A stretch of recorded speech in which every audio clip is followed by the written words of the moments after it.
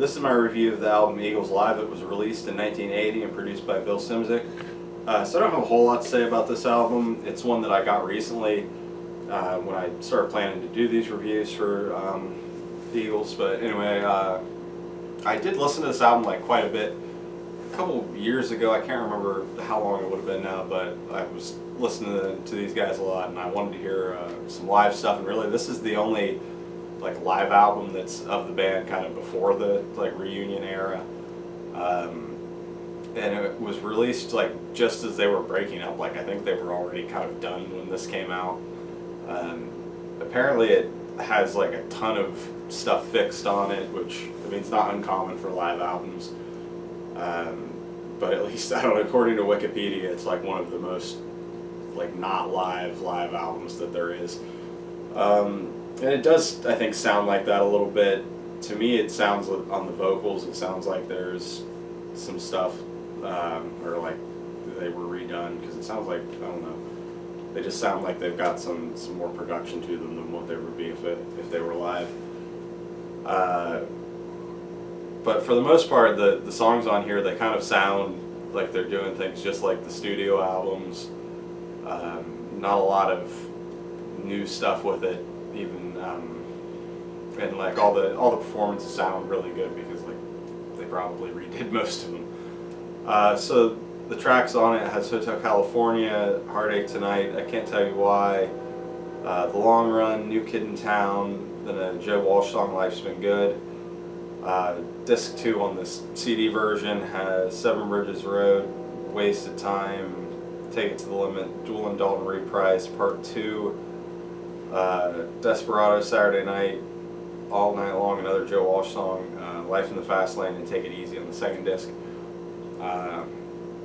Apparently the tracks come from two different shows, one in, I think it was down 76 and the other in 80. So 76 they would still have had Randy on bass and vocals, and there's Take It to the Limit with his lead vocal on there, and then the 1980 tracks when you have Timothy B. Schmidt replacing him. So like two different sets of shows with two different lineups. I think most of the 76 tracks are on like what would be side 3 of the record, but they're kind of grouped into the middle of the second disc of this. Yeah, not really a lot else to say about it. It's not a bad live album.